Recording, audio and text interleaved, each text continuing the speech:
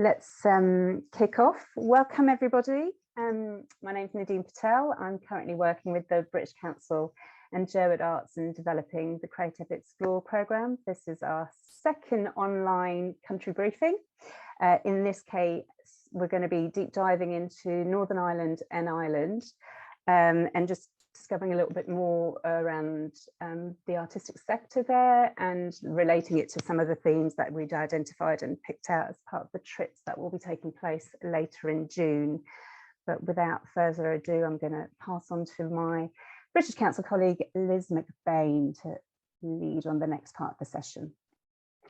Thank you, Nadine. Hi, everyone. And sorry, there are going to be maybe a few introductions here to start off with. My name is Liz McBain. I'm the head of programme for the British Council office in Ireland. And just to mention a few other people on screen, we have our arts colleague from the Northern Ireland office, Colette Norwood, who's here as well, and Aoife Ward, who's actually powering the presentation at the minute from the Irish office. And just to mention those names for anyone who maybe will be in touch with us over the coming months, or if you're not coming to Ireland in June, July, even if you have other queries or we can help connect you, then please feel free to get in touch with us at any time. So from my side, otherwise, it's just to tell you a little bit about the running order this afternoon. We have a little longer because we're trying to cover both Ireland and Northern Ireland. So we've an hour and 15 minutes, so 15 minutes extra, and we have a lot to get through in that time.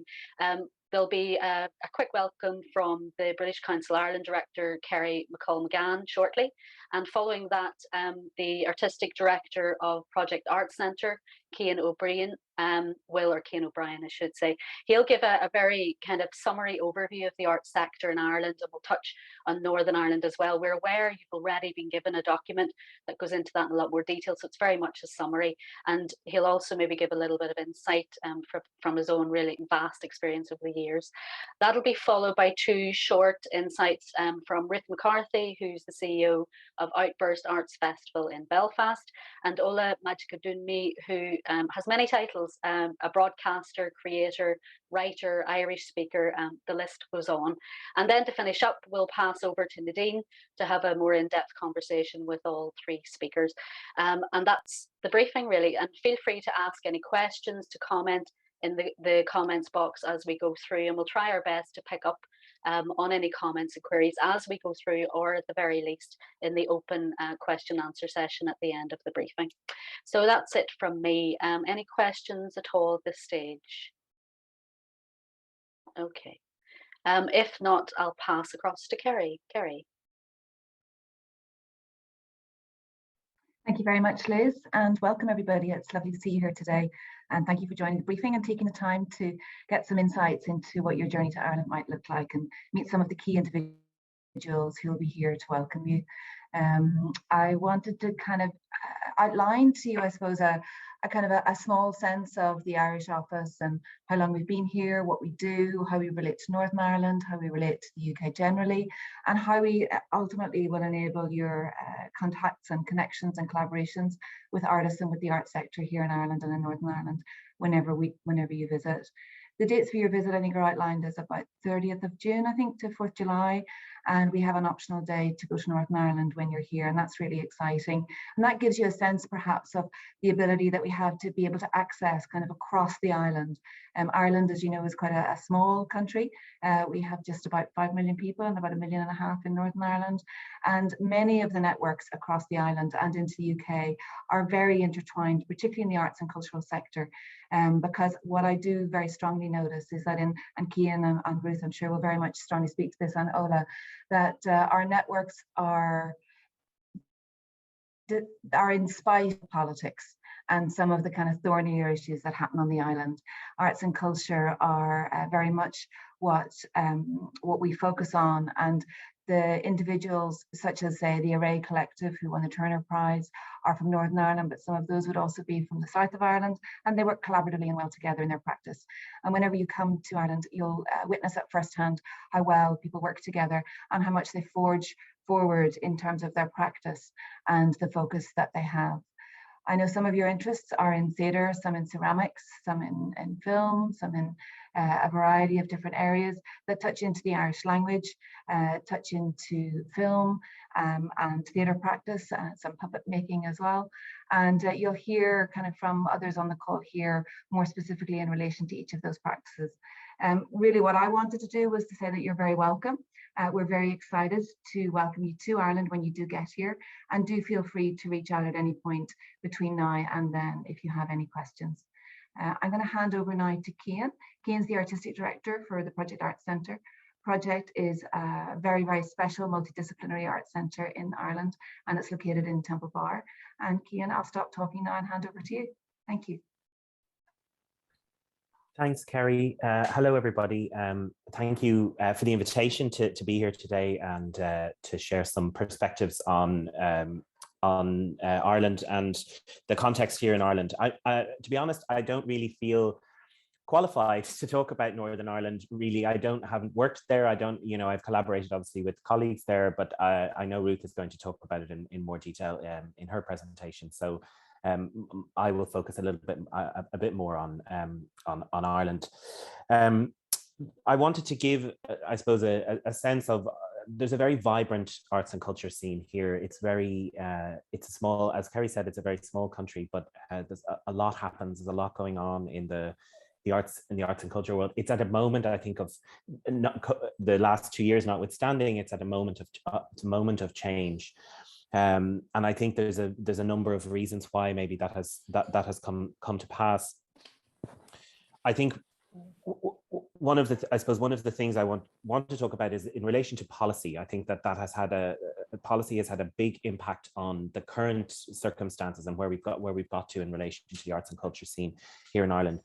And up until about 2016, there really was no kind of overarching cultural policy that existed within our department or within the funding bodies that emanate from that. So we have, I'm a steering committee member of the National Campaign for the Arts, and we've had a very busy and I would say successful last 2 years through COVID.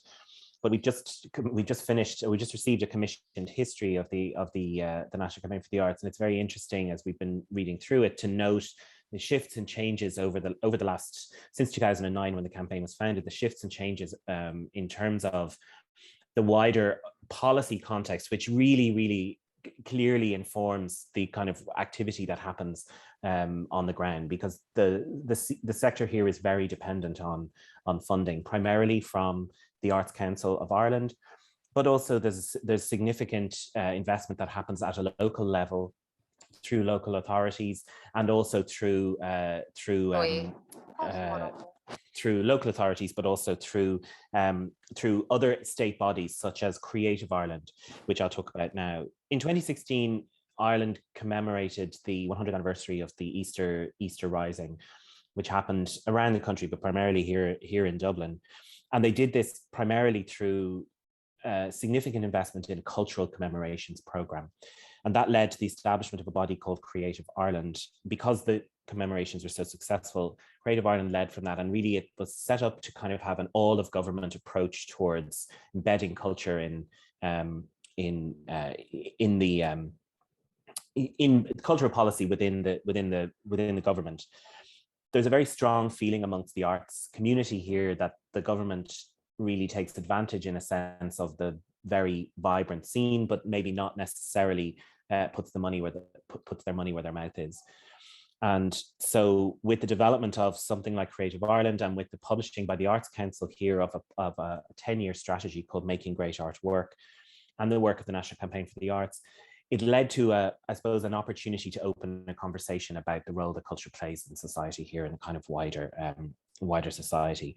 And so there are a number of key moments, and I'm happy to talk about those in more detail later on if people are interested. But really there's a kind of a very, very much a shift in feeling about the value that the government places on the arts and culture, and then as a result the kind of burgeoning from that.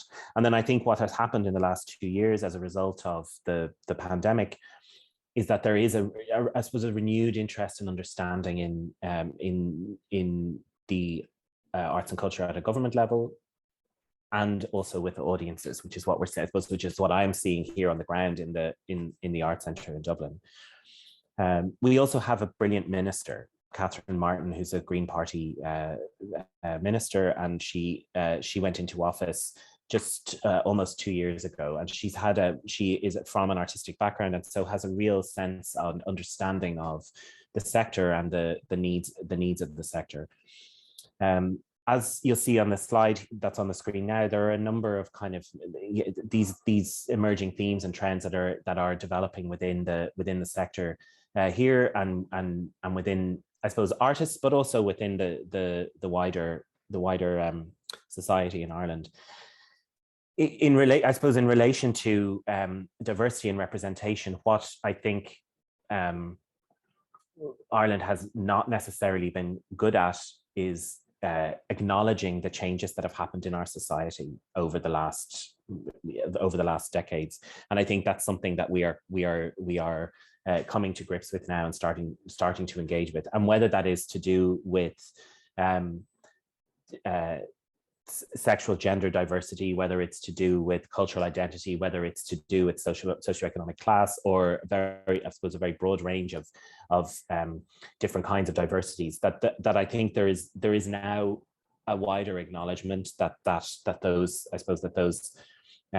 changes have happened in Irish society. And also I think the art scene has been very slow to respond, and I recognize that as a leader of an institution that purports to provide opportunities and represents artists, that we do have a lot of work to do to kind of shift and change that in certain areas. And so the Arts Council have published policy around equality, human rights, diversity, and that has resulted in lots of organizations around the country also in embracing those policies. Whether or not those policies then begin to have an impact, time will tell, but it is something that's very much a live topic here. And the other areas that you'll see on the slide here are certainly all the kinds of topics that really in different parts of the country would definitely feature in conversations that I'm having with artists. One that I wanted to mention is around the idea of activism. I think we've had two referenda over the last 7 years. In 2015, we had a referendum on marriage equality, and then in 2018, we had a referendum to repeal the 8th Amendment of our Constitution, which was to legalise abortion in Ireland. And both of those referenda had huge public grassroots campaigns built around them, and I think that has shifted the way that and the arts and culture were very much central to both of those referenda. So that it has very much shifted the conversation, the way particularly younger people are engaging with kind of larger political and social and human rights issues that exist in the country. In terms of the challenges that people are experiencing here, and artists specifically are experiencing, we have just this year, the funding level for the Arts Council in Ireland is now at 130 million, which is the largest that it's ever been, which is a real significant shift. And I know when Ruth talks about Northern Ireland, that there is a significant disparity between the levels of funding that go into the arts between Ireland and Northern Ireland. And the work that the National Campaign for the Arts has done has been central to shifting that conversation and really, I suppose, communicating the need for significant investment in the arts and culture. We also have, and I imagine this is a common feature right across people who work in the arts, right across across the sector in many countries, very low salaries, particularly for artists. There's been a lot of research done over the last number of years, particularly over the last 2 years, where you're seeing average salaries of around €10,000 for a practicing artist, which is I suppose a significant challenge to overcome. The government here are introducing a pilot scheme, which will be launched shortly, for a basic income for artists, which will initially have a pilot of 2,000 artists and arts workers who will benefit from a weekly payment of €325, we understand. And that will run for 3 years and will be a pilot, hopefully, which will grow into a larger scheme and will eventually hopefully grow into a broader universal basic income pilot. And then I suppose the other issues that you'll see here on the slide, Ireland is a small country with a small market, so it is a challenge for artists, and it's also extremely expensive to live in Ireland at the moment. So we're seeing, and I'm particularly noticing this a lot at the moment, a lot of artists moving to the UK, particularly actually it seems Glasgow is high on the list at the moment for artists leaving Ireland. And I talked about it earlier on, but the underrepresentation of a more diverse breadth of people in the art scene. The art scene in Ireland is very white, very middle class. I am the epitome of that right here on your screen. And so I think that's something that is something that is shifting and changing, but it is something that is going to, I think, it involves change, and change for some people can be difficult. So it's an interesting moment to talk about that. So I've kind of, in a way, kind of brain dumped lots of different things there. So I'm happy to answer any questions people may have. But if not, I will finish up there and pass over to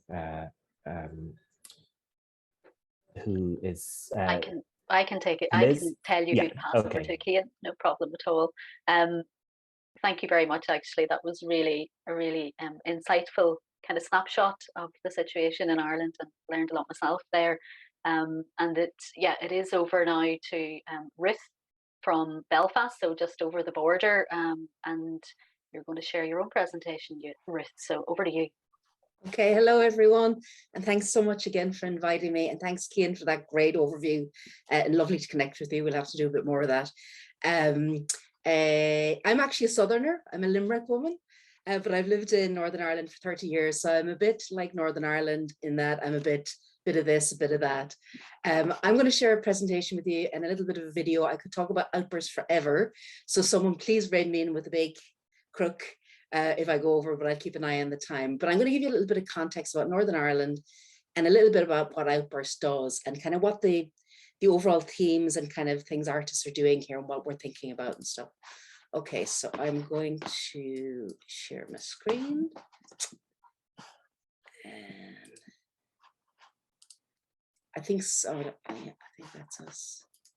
Right, can you see that? Yeah, okay. Yeah. Okay, so it would help if I started on the right thing. Hello, there you go. So Outburst Arts, or Outburst Queer Arts Festival, is Northern Ireland's queer arts initiative that started we're 16 years old this year, petulant teenagers, but have always been really. So this is our 16th festival. It started only as a festival, very grassroots, led by community activists and artists, just to be perfectly honest with you, to provide something that wasn't us always having to respond to the negative things that people were saying about LGBT people. And there were so many great artists in Belfast and a real grassroots spirit. So we decided to put on a 10-day festival, and we could not believe the vibe and the response to it. People just lapped it up like it was just like a sponge, because people just wanted something vibrant that wasn't always necessarily about pubs or clubs, and that was led by queer people for queer people, that straight people or, cis people are welcome to, but that it's led by queer people and what we want to talk about.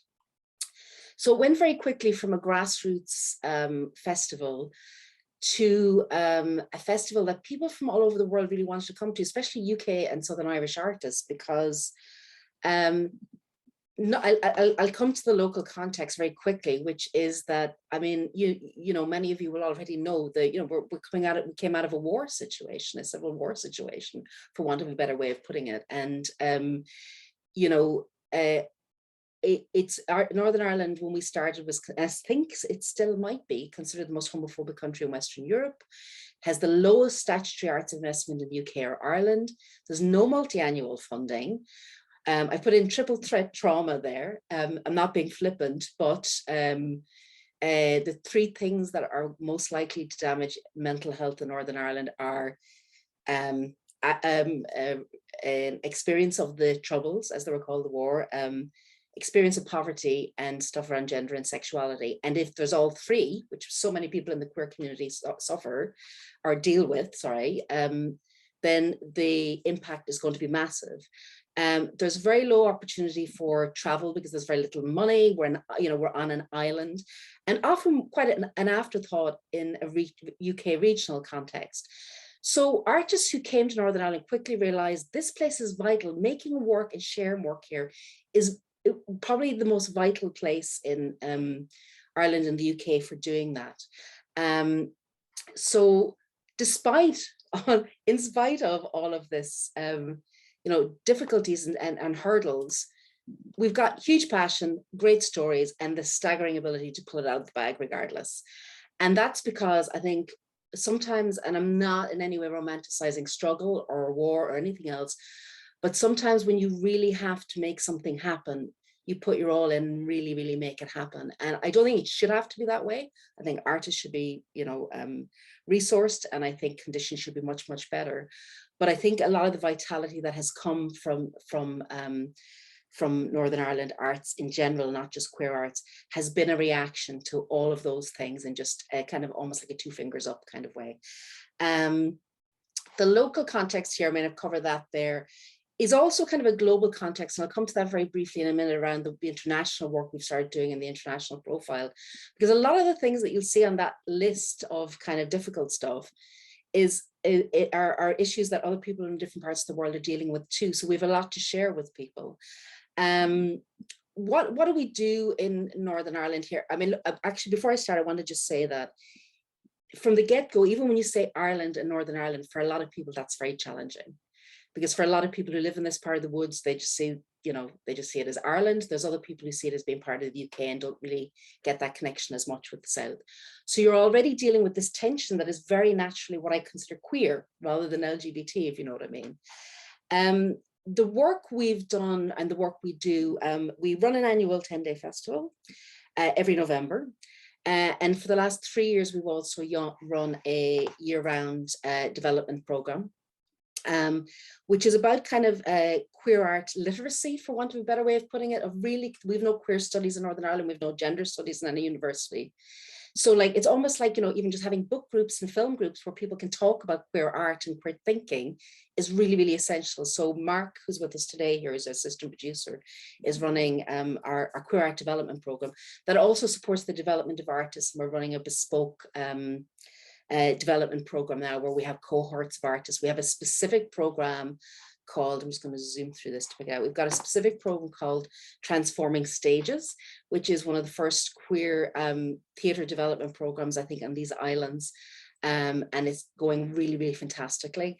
We also have our wider development program for artists. And there's a picture of lovely Rosa Tralee, who ended up being in a major star in the Array Collective's Turner Prize winning work. If you get a chance to see Rosa Tralee at any stage, absolutely stunning. Rosa was our artist in residence the year before he was in the Array video, and they've already said that a lot of the work that they have used, or a lot of the artists like Richard O'Leary, kind of came through Outburst. So Outburst is quite, we're not like a big, massive festival that, thousands of people come to, but we're quite influential in that we do things with artists with passion, and we really encourage innovation. So often things start in Outburst and end up in other places. Giving you the example, and I'll show you a clip from it in a second, Abomination, the DUP opera, which started in Outburst, will be opening the Abbey Theatre this week in Ireland, down south, which is very exciting for us. And something like Scorch, which also won big awards, which was about someone questioning their gender identity. It was one of the first plays in these islands to do that. We also do things like we influence and work with companies and venues to make cultural shifts. Here's lovely David Hoyle doing his queer tour of Ulster Museum. And we were the first organisation to work with a major museum in Northern Ireland to try and queer things, and we're doing ongoing work there. And just briefly before I show Abomination, we also do a lot of queer art development and peer work internationally. Thanks very much in part to the British Council, because for the last 5 years we've been running a I'll show you the picture. This is our queer art delegation, I think from 2019, the last time we had a big full live one. People coming from all over the world to the festival to share ideas, especially those who are from countries where it's more difficult maybe for queer artists, or where queer arts is really just emerging. So everywhere from the Middle East to North Africa to the Caribbean and to South America. I'm just about to go to Brazil next week with one of our artists to further develop work that we've been working on for the last few years. We've worked in everywhere from India to Jamaica to Nepal, and it's been absolutely amazing. And making those links for artists in Northern Ireland is really essential, because we don't get that many opportunities for artists here. Through that, we've had publications that we brought out. There's El Alto, which is a big thick book, which hopefully I'll get you a copy of if you all come up to Belfast, that we put up together with the British Council of all of our projects around the world, and it's all artist led, which is really exciting for us, and of course is exactly what a queer project should be. And to the picture to the with the Arabic writing on the right is a book that we haven't actually released yet because there are sensitivities around it, but it's queer Arabic essays, and it's very, very exciting. So we've been doing a lot of work internationally as well as locally. One of our biggest events that we did ever was last year. We did an event called Mass, which was an actual mass written by composer Conor Mitchell, a local queer composer. And we did it with the Ulster Orchestra, which is the first time there was ever a queer event with the National Orchestra as such. And video makers from around the world, 6 queer video makers from around the world. And it was in a huge, huge warehouse space with whirling graphics and wonderful sound. And so we're doing everything from like really big dynamic works like that to like someone who's just starting in their bedroom and going, I'm making queer art, I'm talking about my identity, or even more exciting than that, really like, what does queering the world look like? So we're continuing that this year. And I think it's more important than ever now coming out of the COVID context, and especially with threats to statutory funding, which is so terrible in Northern Ireland. And we have a very, very poor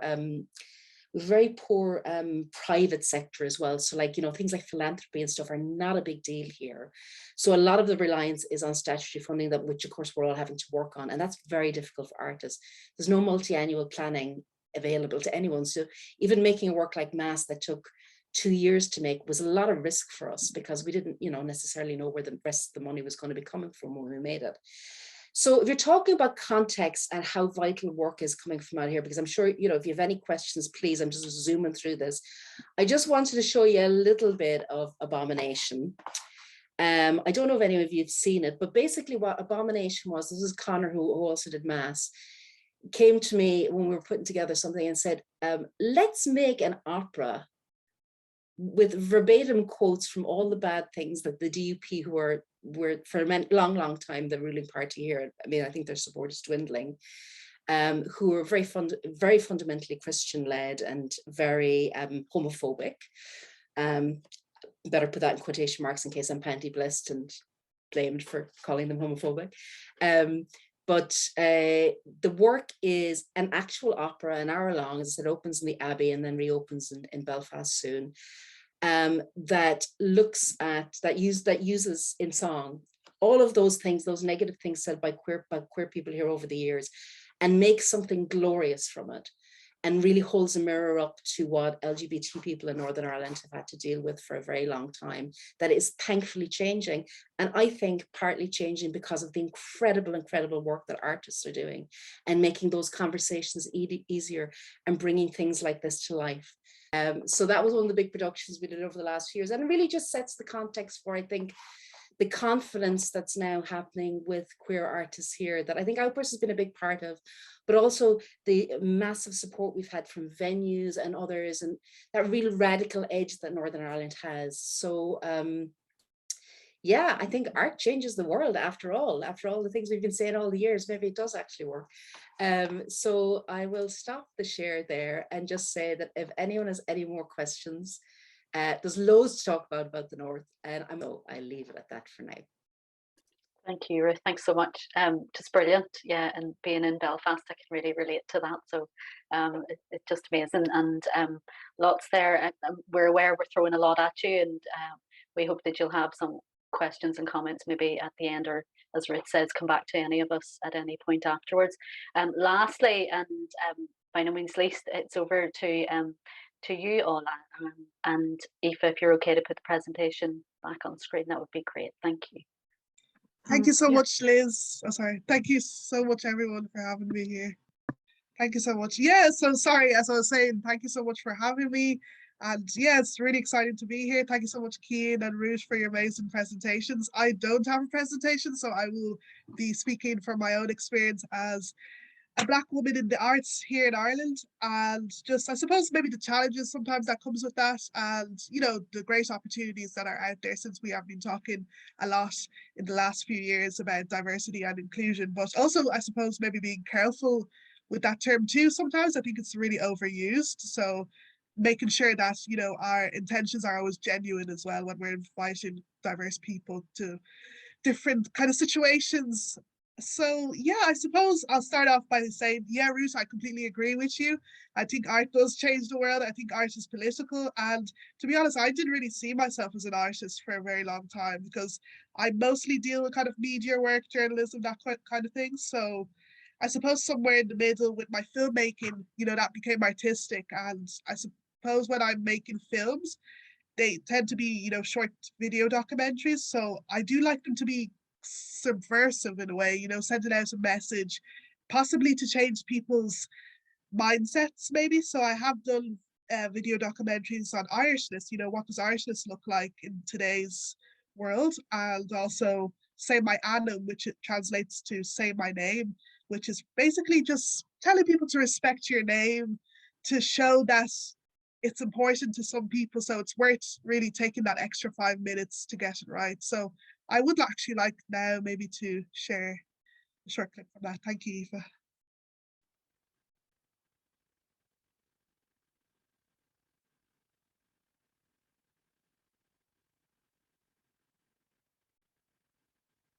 Welcome to my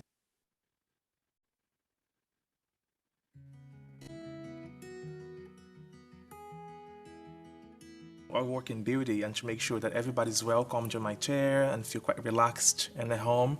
Learning their names is essential. It was a challenge at the beginning. I don't like to say actually difficult. It was a challenge, but then it's quite pleasant, because once somebody, you know, with the most sometimes difficult name for some other cultures, for instance, you know, we see a lot of American friends that I have, they can't pronounce Irish names at all. It's a nice challenge. It's quite rewarding somehow to know, to be able to actually recognize those names and engage with them. It was difficult learning Irish names at the, you know, first, like the very beginning, but then it was a process I connected with the background of those names. You know. My name is Saulo Ogiroin. My name is Anderson Ganguilha. My name is Jess Magicodemy. My name is Jaume Vidanas Camo. Anya Sanamdom. Ismisha Sheena Nicanali. Ismisha Natalia Ayala. Ishmael Claxton. Like, I know when I go anywhere new, if there's like a roll call or something, I know when they've got to me, because it's like, and I'm like, yeah, that's Leon, yeah. But I think at this stage of my life, you know, everyone kind of knows my name, or they're used to it, so I don't get too many reactions. I think the funniest reaction I've gotten to my name was when people think it's Xena, as in Xena Princess Warrior. But most of the time, I think people think that it's like the first half of the name Sinead. So they say, oh, Sinead, which obviously translates as this is, as opposed to Sheena. So I think those are probably the usual suspects anyway. One of the funniest ones is when I'm in a pub and people have had a few drinks already, and they ask me, so what's your name? And I'm like, Jaume, and they answer to me, Telma. And I'm like, oh no, Telma? Like, I'm Louise actually, so I made the joke, and then they cop on.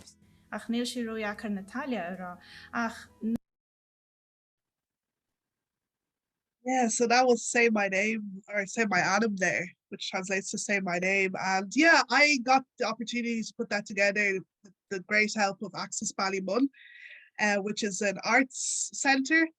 And yeah, it was so great to be able to get that chance, because to be honest, I put it together last year and I didn't really know if we were going to get the chance to put it together with, you know, COVID and everything going on. as you know, it's really hard to put anything together during COVID. So yeah, I was really happy that I got to put that together, and with funding from Access and with their space as well, I was able to use the theatre. I was able to put that together and, get that message out there. And in the video you see, you can actually get it on YouTube as well if you want to watch it afterwards, the whole thing. But yeah, in that video you see different kinds of people, Irish speakers, Brazilians, Nigerian, just different kinds of people that might experience, maybe mistakes with people pronouncing their names and that sort of thing. And, just kind of getting it out there that at the end of the day, it's all about respect. And, I think that really translates to art, respect in the arts. And I suppose for me, as a young Black woman, I don't know if growing up I thought the arts wasn't for me. I don't think I really ever really felt like that. I always kind of had an interest. I suppose you don't really think about these things critically until you're older. So I would have, I suppose, maybe understood more that, oh yeah, I suppose the arts in Ireland does seem very white and middle class, but it's not something I took real notice of until later. And it's great that it's changing bit by bit now, to be honest. But I suppose I would say the arts is a bit more fast forward with the diversity thing than the media in Ireland, to be honest. I find the media is still kind of maybe stuck in the past a little bit, and with certain public service broadcasters here as well, they are trying, but, there's obviously a lot more room for improvement as well.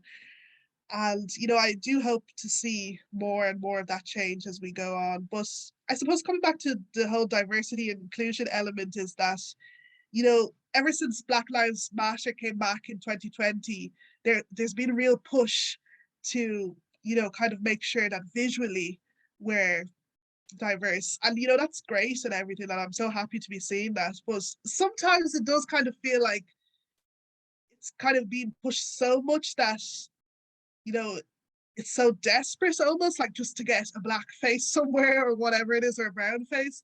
And, that's when it becomes a bit disingenuous, and you slightly just feel like you're just there for this color of your skin. So that is something I suppose to be careful about. I don't know if anyone has recently seen this about Northern Ireland Screen. I think it was Eamon Holmes that said it in an article, actually, that there was the film Belfast, that he had to have people of colour in the film to get funding. So, when I saw that article, that upset me, and it made me feel bad, made me feel like, oh gosh, how many other things have I been on or been a part of that it's just because they want funding or whatever it is. So, seeing things like that is, a little bit, it does make you feel bad. But I always say, I want to be in places because of my merit. And it's not that I don't feel like I'm in places because of that, but because of this real kind of push and drive, all of a sudden you do kind of question things like that. So I don't have the answers exactly to how to go about with that, but I suppose the best thing is always just for it to come from the heart, really. And yeah, I suppose moving on, I suppose I can speak about the Irish language. So for me, it's something I developed at school. I went to all Irish schools, and I suppose it was always kind of like a challenge of, is it for me, the Irish language as a Black person? And I suppose I only really got kind of more confident and open and feeling good about that and feeling like I'm unique with that when I got older, and when I started to use the language in the arts as well. So, kind of showing that anyone can use the language, and it's so beautiful as well to be using it in an artistic way as well.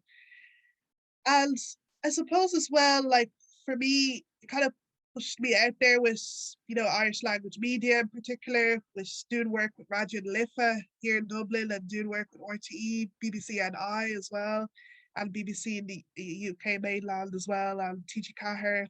And with my writing as well, with poetry, I started writing a bit of poetry as well during my undergraduate in college, when I was studying about the politics of Black women's hair and doing my thesis on that. So that's when I put together a piece actually in Irish language about the politics of Black women's hair, and wrote a prose piece.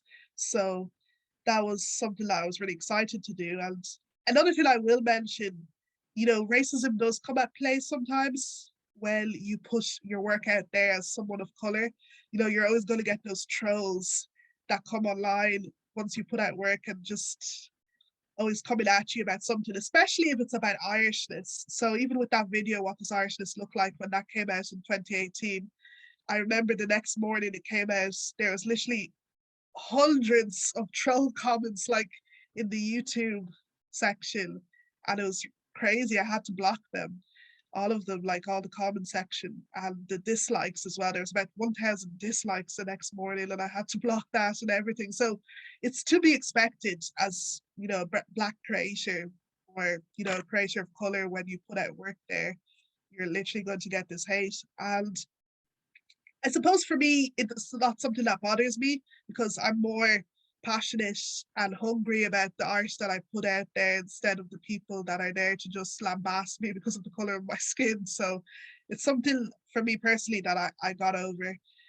And yeah, I suppose really what I can touch on more so is whatever I'm trying to make, I'm trying to change minds, I'm trying to challenge people's perception, you know, challenge what they think Irishness looks like, challenge what they think about names. You know, why is it that if you have an English name or English sounding name, that's when you're respected, or whatever it is. So it's really about, you know, bringing a different voice out there, really, I think is key to what I do, really, to be honest. More than anything, it's about sending a message out there, and whether that's with media or with the arts, that's what I really enjoy doing, to be honest.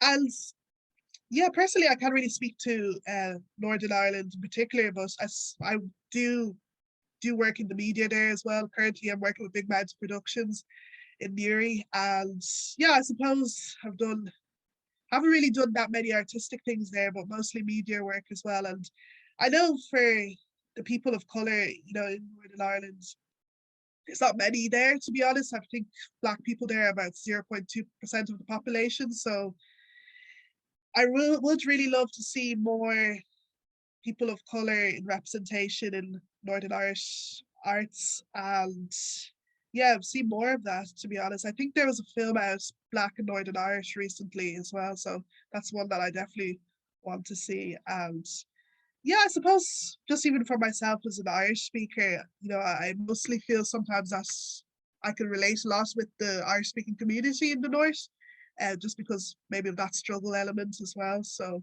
yeah, it's definitely something I would like to tap into, maybe more artistically in the future. And yeah, I suppose that's really it for me, but let me know if you have any questions. Thank you so much. Thank you, Ola.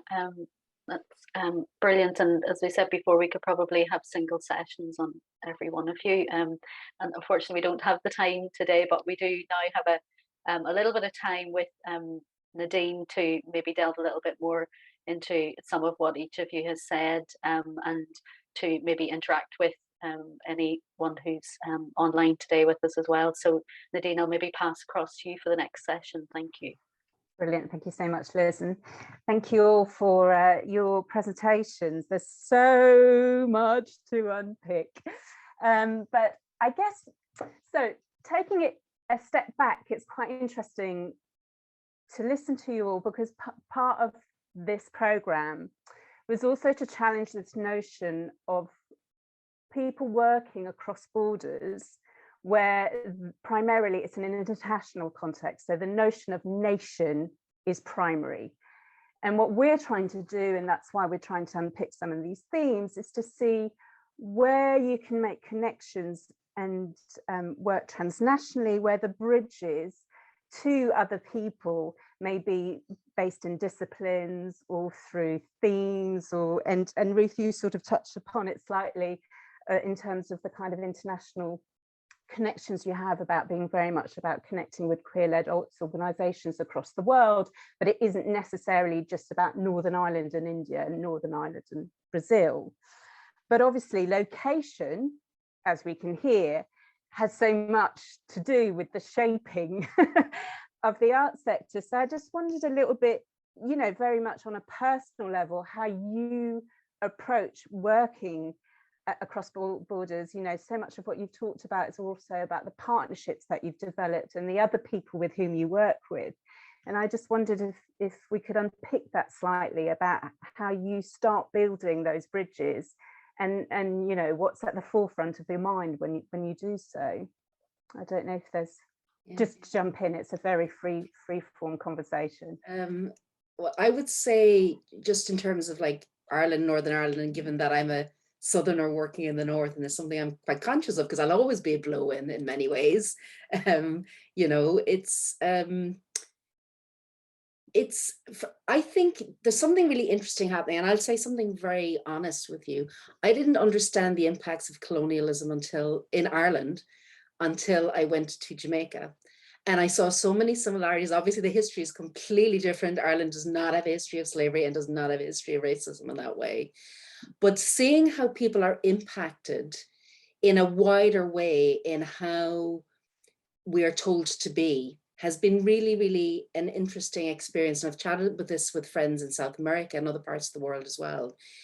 In that I think we now need to start looking at bigger picture. For a long time, there was a generation in Northern Ireland in particular where it was like the conversation was just all about national identity. And I think the younger generation, I mean, you know, people who are making art now or people who didn't even experience the Troubles firsthand, I mean, they're experiencing probably intergenerational trauma or whatever. They're interested in, they can talk about colonialism in a way that is very different than the previous generation here, because it was so loaded in a certain direction. And if you had that conversation, it automatically marked you as having a certain political identity. Whereas there's, you know, people are more informed. There are a lot, while there's a very small Black and brown population in Northern Ireland, there are a lot more people here certainly than there used to be. And because of the amazing work that Black activists have done over the years, those people are becoming a little bit more visible. So when we're talking with international partners or local partners or North and South, I just think as a woman of 51, I'm looking at this new generation completely differently than my generation would have looked at the ideas of national identity. Because, you know, the internet has changed the world, it has changed borders, it has changed everything. So it's now subject matters. It's now looking at power. It's looking at the aftermath of colonialism and how we actually make reparations for that, because we haven't done that yet. And, you know, how we don't do tokenism when it comes to queer people or Black people or women or whatever. And that it's like, we're actually looking at changing power structures, right? It's not just about having an artist who's Black in your program. It's like, where are the Black people making decisions in your program?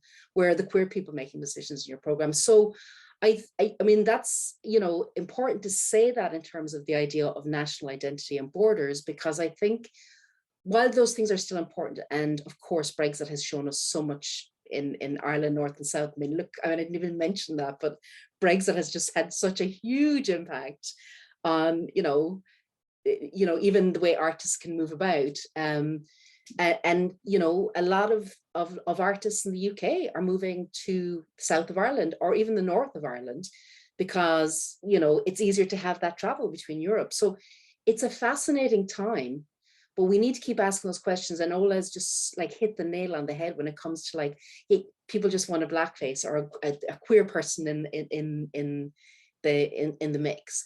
It has to be meaningful. And I think we also have to have very grown-up discussions about borders and what those mean, and allow for the grayness of it, because like it is so not a cut and dried thing. So that's where art is important as far as I'm concerned, because art deals with complexity inherently. It's, you know, it can bring in all those different angles and make it not like one thing or another. I mean, obviously racism is bad, homophobia is bad, that, you know, those things are quite cut and dried, but like complex ideas around national identity, I think art at a time when everything is so fraught is still that place that can happen. So I find it a very exciting time, as well as a kind of slightly terrifying time around that idea of national identity, but definitely that idea of it being more about kind of like, I think the younger generation are seeing things in it, like they're pulling back a bit and seeing things in a broader view, while also dealing with kind of very physical realities of, you know, not having very much money, and artists in particular not being resourced very well. Sorry, I probably went off on one a wee bit there, but I'm very passionate about that idea of really like art being the place we can do the complex and make that palatable, you know. Is this something that you, Cian and Ola, are finding in the discussions that you're having as well in your context?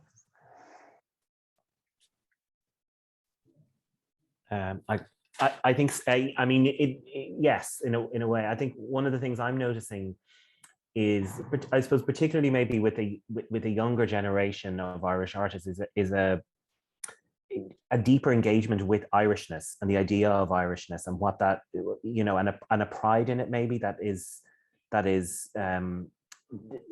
I maybe like maybe people of my generation wouldn't have felt in the same way, or are only beginning to feel. I don't know what that means, and I think maybe that's as a result of these kind of very public commemorations that have happened, where they're engaged, where the type of commissioning that has been undertaken by arts organizations, or by, you know, through the funding programs that have been offered, that have actually explored in these very big, broad ways Irishness in that less like, you know, Aaron Sweatery kind of river dancey kind of view of Ireland that is often presented to the world. And I think that shift is, to me, is the thing that's really interesting, where it does become, the idea of Irishness becomes so much more broad and so much more complicated and much more interesting. And I think that's, you know, that's the kind of excitement that Ruth obviously feels as well. But it is, I think, for certainly maybe generationally, can be challenging as well. We just celebrated St. Patrick's Festival here over the last weekend, and here in Dublin they had this big, you know, they really went for it on the festival. It was, you know, it was pretty cool. But there's been huge amounts of complaints, and a really organized campaign by the far right complaining about the program, about the identity of the people who are showcased in the program, whether that was people who were queer, people who were Black, that was also looking at like their ideas of what it means to celebrate Irishness is we should be celebrating white Irish Catholic culture. And that's what we should be, you know, and that debate is very live here. It's you know, it's complicated, but that the national festival, in a sense, even though it was very much concentrated in the capital city, that the national festival can't even have a conversation about this, the kind of broad idea of Irish identity, without coming to this kind of like campaign of vitriol and hate, really, I would say. And do you think, I suppose that ties in with the increase of funding that the sector is getting, and the trial with the universal basic income, is that with more funding, then people feel they have more of a say into what artists are saying, or is that not even something that's being? I don't think it even registers with the broader population. Like, I don't think it's such a tiny amount of money compared to the health budget or the education budget. And also there's so many other challenges that people are dealing with now in relation to the rising cost of living. We have a huge housing crisis here. You know, there's many different, you know, there's many different issues that people are grappling with. So I think, in a way, one of the things I'm maybe waiting for is for that to turn, you know, that people see, well, why are artists getting all this free money from the government, or why is that, you know, that's the conversation that I think we're preparing for, that will happen because of this funding, but it hasn't happened yet, maybe because of these other challenges we're facing. Ola, did you want to come in? Yeah, I do want to come in with some of the things that Cian touched on there. I will say I do fear that a lot of us do live in an echo chamber, and you know, that's slightly dangerous, because you know, just being around people that think similarly to you, as much as that is great, you do also want to talk to people that don't think the same way as you and find out why they feel like that. And that's something that I've been trying to do more of. You know, it is difficult, obviously, but it's needed as well, because sometimes you kind of forget that there are people out there, you know, in the country and in Dublin as well, that, you know, just like you were saying, Cian, that had something against the parades and the people that were a part of it. And you find that baffling, but it's like, there are still these people in Ireland, like. And yeah, I suppose a lot of people do kind of, you know, just kind of brush it aside, like, oh, there's no like far right in Ireland, Erexit isn't a thing in Ireland. There are people that believe in these things right here on this island, and we shouldn't ignore that at all. And another thing I forgot to touch on in my presentation was, I feel like activism is becoming a brand, and especially, I have to say, especially after Black Lives Matter, I've been seeing that a lot, that it's a brand, it's an influencer lifestyle, and I really dislike seeing that, because activism, people die for that, a real activism. So, with all the social media and everything, it just feels like it's dying a bit, to be honest, the whole actual ideology of activism. And I think that's something that, the arts needs to bring back alive, to touch on, to show really what is activism. And yeah, I suppose there's a real danger in a lot of ideologies dying, to be honest. Ideologies that I would have studied, during my English media and cultural studies degree, and critical thinking, and about feminism and all kinds of different stuff. And it just doesn't feel like a lot of these ideologies are as strong as they used to be, because of people thinking it's cool, or it's a brand, or whatever it is. And it's something that we need to talk more about. I think we need to have honest conversations, like you were saying, Ruth, about a lot of things, because I think people get so scared now of speaking their mind and speaking out, especially online. I know for a lot of young people, that's definitely a case. And it's just, a lot of ideas are going to go amiss, and a lot of opinions that are worthwhile are going to go amiss that way, I think. Oh, and another thing, sorry, I wanted to touch on was just amongst, I suppose, the Black community here. I feel like there's it's very new, this identity of Black Irish, but I feel like people are becoming a lot more prouder of it.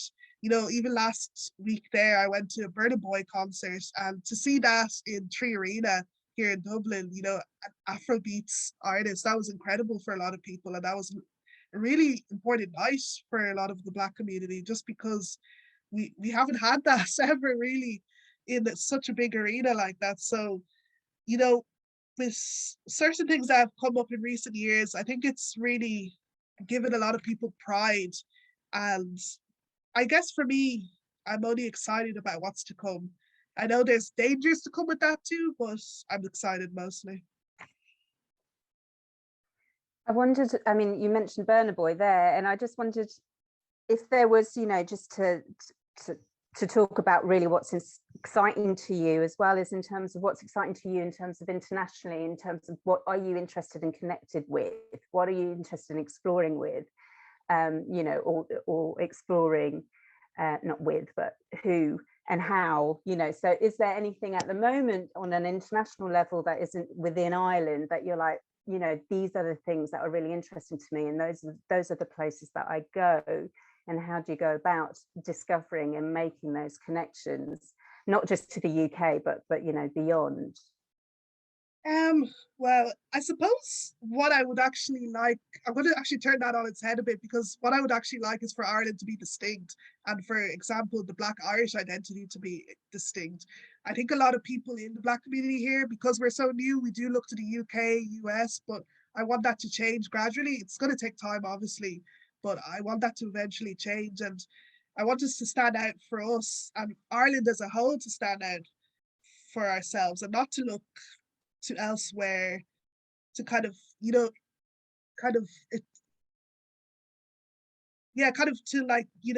bring that, I don't know, I suppose, for us to stand out for ourselves and not to be copying other places, really, to be honest. That's what would be more genuine to me.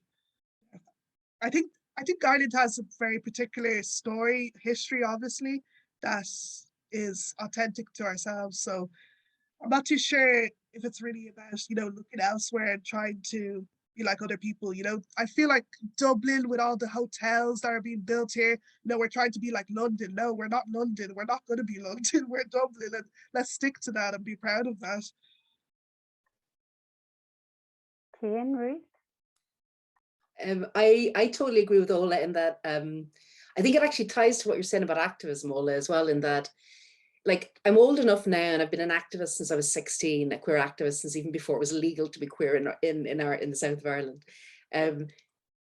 That everything is cyclical, and part of the cycle is a kind of a period of kind of just holding together and really kind of building up your reserves or your identity, or, you know, and I feel too that it's very important to kind of be confident in who you are as a community. I mean, I think that's why, you know, there was a kind of a build up even before the marriage equality and build up before the abortion campaign, where there was a generation of younger women in particular, and queer people and trans people, who were really kind of getting more confidence. They were reading, they were reaching out to other people, they were connecting with other people. And I think it's okay to do that for a while. And I think that you'll find that there are connections with people all over the world, I'd say particularly Brazil and other areas, where people have had to do the same thing and hold their own space and their own identity for a while. And I think that that will be really exciting to connect with when people feel kind of confident enough with that. But in terms of the North and what we've been doing, I mean, we've been already kind of doing that for a while with the support of the British Council, in that the most exciting things I'm seeing at the moment are not coming from the global North. And they are not coming from white people. I'm not just saying that. I think that where I'm seeing really exciting stuff happening is with Indigenous people, particularly in South America and other parts of the world, who've always been connected with environment, always been connected with the environment. And like, you know, this whole new kind of environmental movement or whatever is nothing new. This is what people have been talking about for years. And intersectionality, that word's bandied about an awful lot. And I think, you know, yeah, I agree with you all that, you know, activism is a bit like a badge at the moment. There used to be goths and punks, and now we've got like activists. And even with queer, there's a little bit of that as well. It's like everyone can hang a label on themselves and suddenly have an identity in some ways. And I'm not interested in queer as an identity. I'm interested in queer as a verb. How do you queer the world, right? And so I'm really interested in, what does it actually mean to actually disrupt cis heteropatriarchy, right? White cis heteropatriarchy and white power and the establishment. And I think a lot of the identity and stuff that's happening in the global North at the moment is very much, I'm not saying all of it is around fashion, but I think there is, it's great that it's a trend, because it means people might even read that book just to be trendy, but they're reading the book. So that's grand. But I think that, you know, when those moments pass where something is just cool for a while or whatever, I think there's still that always, wherever there's need, there will be activism. And as I said, where I'm seeing it is particularly in the global South, particularly in Indigenous communities, but thinking broadly, thinking of queerness alongside stuff around austerity, and thinking around stuff like, you know, like Black Lives Matter. I mean, Black Lives Matter came from queer women, you know what I mean? It's like there's a lot of thinking kind of interacting between those things. And I think that's where the interesting stuff will come from. It's not that we don't need to keep talking about queerness on its own, or blackness on its own, or whiteness, even more important, because we need to break that down really, really big time and figure out what that is. That's been holding everything together really badly for a while. So I think that it's important to know who you are. And I think when you know who you are, you find your people. Do you know what I mean? It's that old thing of when the pupil's ready, the teacher will appear. I mean, you'll vibe your people when you're ready to do it. And I think there's some really fantastic work happening, certainly in our field at the moment. As I said, I'm just about to go out to Brazil and to a festival out there, and the work that's happening out there is just, you know, it's vital, because they've, you know, got Bolsonaro at the moment, and they need to kick back. You know, they were one of the most progressive places in the world around queer stuff, and then boom, you know, progress isn't linear. Who knew, kind of thing? Well, a lot of people knew, but you know. So it's, you know, it's an interesting time to connect globally, but I think we need to do it meaningfully. I think we don't need to do it online. Online is a useful tool. I think we need to keep meeting each other and really set ourselves on fire in that way, you know. Ian, I didn't know if you wanted to interject there. Yeah, I suppose I'm thinking about it as somebody who is a programmer of work or a gatekeeper. I think we don't present much. We engage internationally a lot here at Project, but we don't present much international work.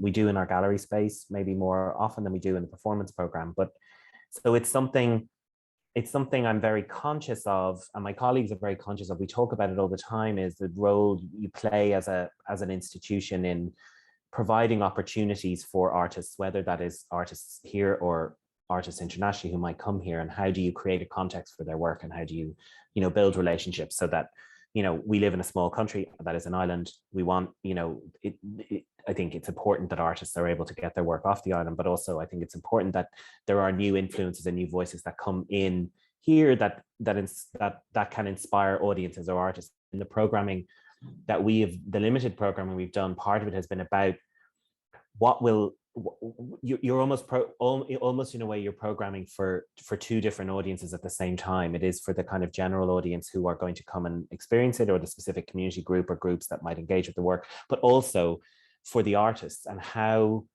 can you inspire them? How can you create an influence for them local, that they will see in their local context, but that actually they would inspire a shift or a change in the way work is made, or the conversations that are happening around a particular topic.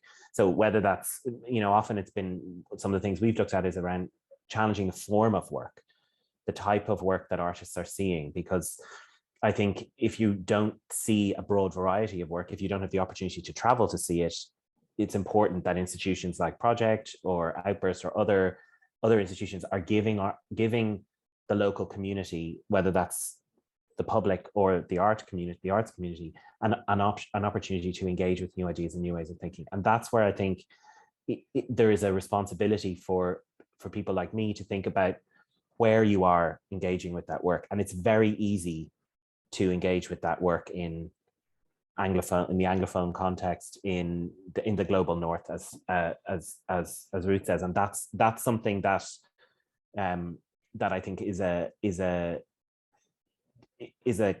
conscious shift that has to happen to find where it's, I think we really look to the UK, we really look to America, and we look to Australia more than we would look to like France or Germany even, let alone the entire rest of the world. So I think, that's a very generic statement. I realize that I've just made, but actually I think it's kind of true. So I think that is something that has to shift in terms of the curators using their power in different ways to engage with the world. And I think that, that's from an arts and culture perspective, that's something that is shifting. Yeah, I think I could do a whole session about the lack of diversity in aesthetic and presentation as well. That's a whole different conversation, but I'm aware of the time, and I just wanted to pick up, I know we've mentioned it a couple of times about the notion of universal basic income, but obviously in the UK that's seen very much as like the holy grail of where we should be fighting and going for. There's been several consultations, and so I just wondered whether you had any opinions, up-to-date feedback about what your thoughts about of this scheme, because it's seen as very much as if that's the model that we should be pursuing, then that's a completely different way of funding the sector. And I just wanted to tap in on your thoughts there, really. So the scheme that the government are going to launch is it's a basic income pilot really focused on artists and cultural workers. So it's not universal. And I think that's a big confusion that exists in the conversation that's happening around it. And in our current program for the current government, in the program for government, there is a commitment to a trial for universal basic income, which will not be this scheme. This scheme is separate to that. This scheme is a specific thing that's been developed within the Department of Culture. And I think there is a wider, I'm the deputy chair of the National Campaign for the Arts, and we have been engaged in lobbying around this issue for a number of years. And in the past 2 years, we've been really involved with the UBI movement, with the different groups that have been engaging in this, and it's a very politicized space. So it's difficult to it's not without its challenges to engage, I suppose, with, I would say. But I think the idea of UBI is very appealing to me as well. I think it's a really positive, generous thing that society would no doubt benefit from. And I think the challenge with this scheme is that it's a very small pilot they're going to run for 2,000 people. So we don't have proper mapping of the scale of the arts and culture sector in Ireland, but we estimate it could be 55,000 people, or it could be 14,000 people, or it could, there's a range of numbers within which it could be. And we're about to do our census, the census here, and it doesn't really the types of jobs you can even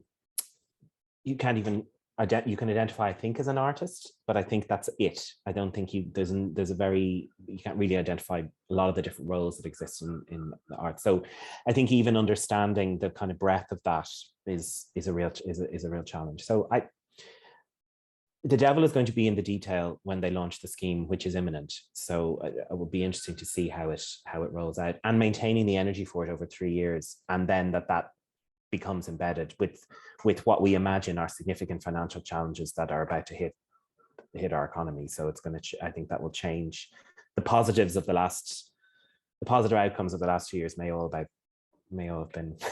be about to evaporate, but well, hopefully, knock on wood, hopefully not. But I think it is a possibility given the other major economic challenges that the world is facing, or the country is facing.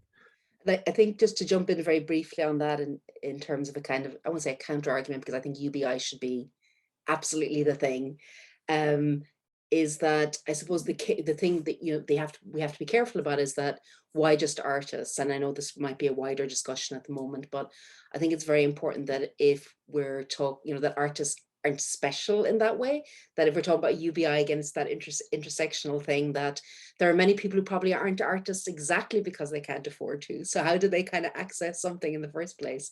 So I think there's a really wonderful wider discussion. And of course, this is going to start that around that wider idea of, artists not being this kind of mystical shaman over in the corner, but being part of a kind of a wider society and being really an integral part of that society as well. So yeah, it'll be very interesting, Cian, I think, to see the discussions. And I would love to see Ireland being one of the first countries in these areas to just bring in UBI full on. I think it would be fantastic. Yeah, can I just really jump in there really quickly, just to pick up on what Ruth said there?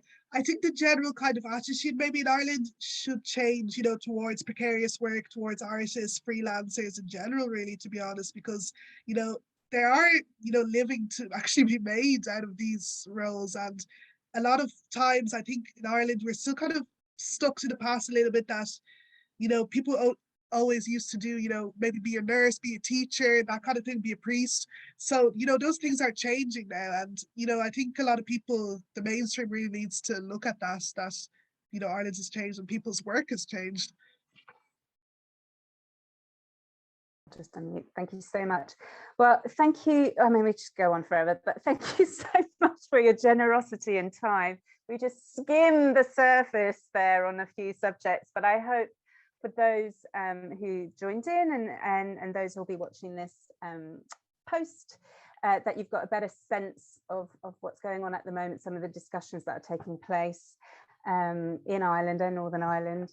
And yes, I thank you again. Thank you all. Thank you, British Council.